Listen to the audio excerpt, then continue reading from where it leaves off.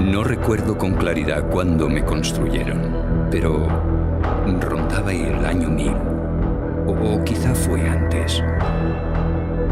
Soy Olcaf, hijo de Al-Hakam I, espectador de buena parte de la historia de Olocau del Rey.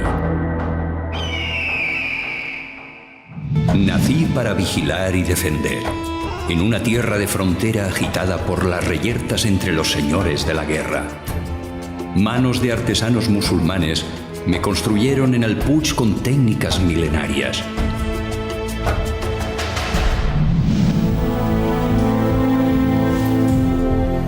En el año 1084, el Cid fortifica, dota de tropas el castillo y se enfrenta con sus mesnadas a Al-Mundir, rey de la taifa de Lérida y Tortosa, en la famosa batalla de Olocau.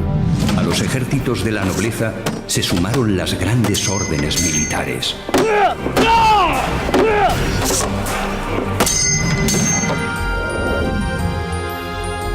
Agua, pastos, madera, leña. Eran algunos de los privilegios otorgados, pero hay que ser muy duro y aguerrido para aguantar este frío y sacar fruto de la tierra. En aquella época, era costumbre que cada familia llevase su grano molido al horno. La villa necesita garantizar el orden social. Se crean las figuras públicas encargadas del correcto funcionamiento. El justicia, los jurados o el mostasaf son una buena muestra. Una de las cosas importantes de Olocau es que en toda su historia, incluso cuando ya será aldea de Morella, conserva las instituciones municipales.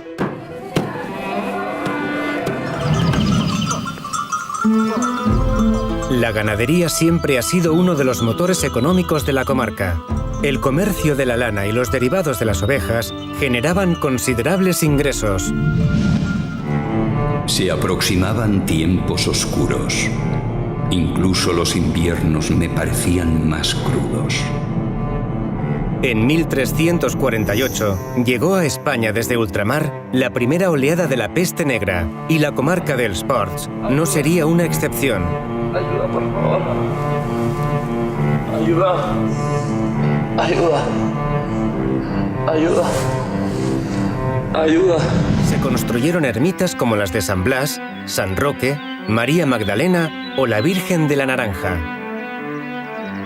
Cuenta la leyenda que un terrateniente agradecido por la sanación de su hijo en Olocau del Rey.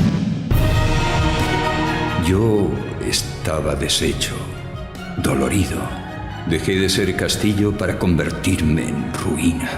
Ya nadie se impresionaba al verme. Olocau seguía creciendo y yo terminé formando parte de sus casas y muros de piedra.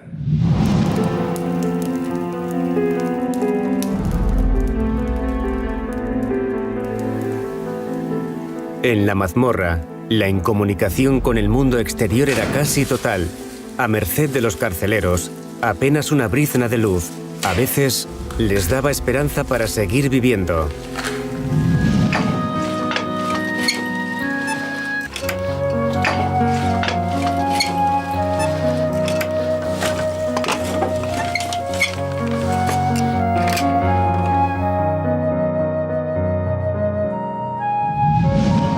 Cuenta la tradición que Juan Vallés, un agricultor de Olocau, se dirigía el 24 de noviembre de 1595 a sus campos,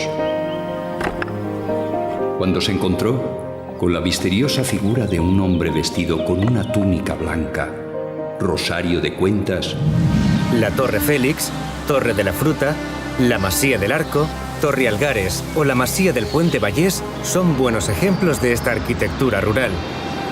Hay que tener en cuenta que esto es un paisaje primero de frontera, por tanto este es el sitio donde se dirimen bastantes conflictos, por tanto necesitamos edificios que puedan tener una cierta función defensiva, sitios altos con los que poder controlar el territorio. Cuando por fin en 1691 el rey Carlos II firmaba los privilegios de Olocau, erigiéndola en Villa Real y separándola de Morella. Se cerraban así 4 siglos de litigios y tensiones. El precio de la libertad, 20.000 ducados.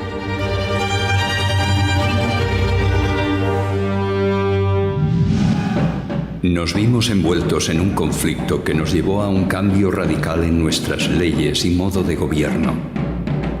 Al principio no se aceptó, pero las armas impusieron su ley y hubo que ceder. Como estos reinos en general han sido infieles al rey, etcétera, etcétera, el rey, por justo derecho de conquista... El cambio de siglo denota un auge en la actividad artesana y económica. En el siglo XVIII, una docena de cosecheros y un par de hilanderos producían un centenar de libras de seda fina. Respecto a la alfarería, no se conoce la fecha exacta de su inicio, pero sabemos que en el siglo XVIII ya existía algún horno.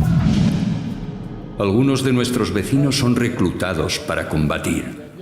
Y ahora, en 1833, otro conflicto se cierne sobre nosotros. Por el alcalde, chivín, chivín, bomba. Bomba va preguntando por el alcalde, ¿dónde estáis el liberal? Ay, ay, ay, ay. En mantener, tal como hacía en la Edad Media, que procuraba defender sus derechos, etcétera, pues ahora procura defender, seguir manteniendo su población. Digamos, es una voluntad de persistencia a lo largo de los siglos.